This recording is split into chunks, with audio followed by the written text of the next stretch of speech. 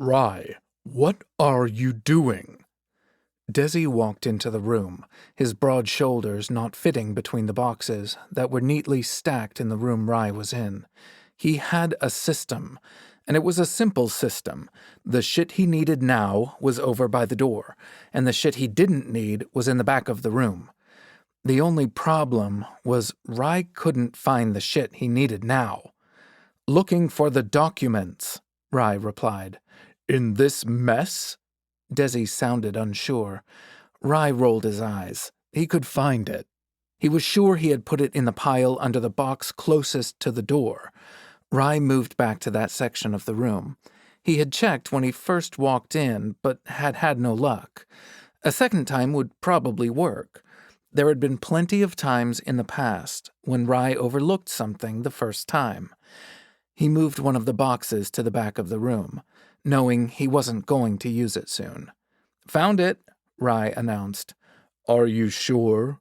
Desi joked. "Ha, ha, ha. You know, you aren't all that funny," Rye remarked. He climbed over a few boxes and was standing near the door in seconds. He looked back at Desi, trying to get out without hitting anything and making a mess. Rye laughed. Desi was way too big to try maneuvering around places as if he was a house cat. "Don't laugh at me," Desi grumbled. It made Rye laugh more. "Yes, Alpha." Desi made it to the door, but only after he knocked over 3 boxes. "This room needs to be organized and cleaned up. How the hell are we supposed to run a business with all this shit everywhere?" "It's organized. It's only a mess now because you knocked over the boxes." Rye looked at the office past Desi's shoulder and tisked at his alpha and best friend. "You just had to go in there swinging your weight around." Desi blushed. Rye laughed under his breath as he turned to walk away. If he stood there any longer, he would forget about why he came down there in the first place. "Where are you going?" Desi asked, his long strides easily matching Rye's. Rye was a little taller than Desi, but where Rye beat him in height, Desi beat him in sheer amount of muscle. Rye was on the leaner side, his muscles more compact. "Customer," he answered. Desi stopped in his tracks when they made it outside the door. "Human," Desi whispered as he took in a big whiff of air. Rye nodded. "Yep, and willing to pay the big bucks, so if you will excuse me—" Rye moved past Desi. He plastered a huge grin on his face before greeting the old lady once more. She smelled of mothballs and peppermint candy. There was another scent accompanying her, one of sickness. Rye looked her up and down, but there were no signs of it. Her hair grayed only on the sides, and she still had dark brown in the middle.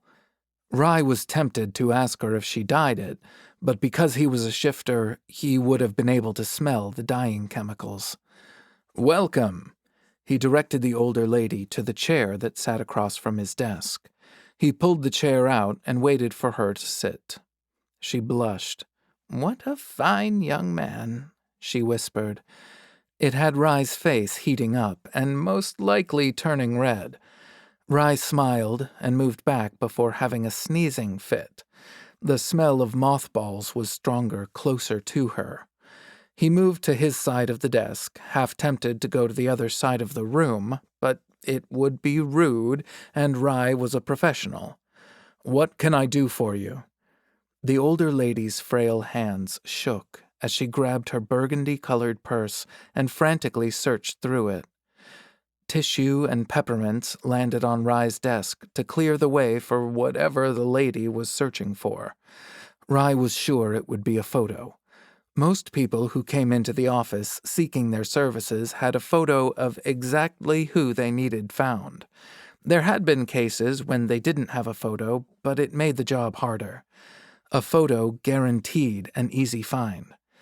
She stopped searching, and her head shot up as she looked at Rye with a pleading look, as if he may know what she was looking for and where it was located.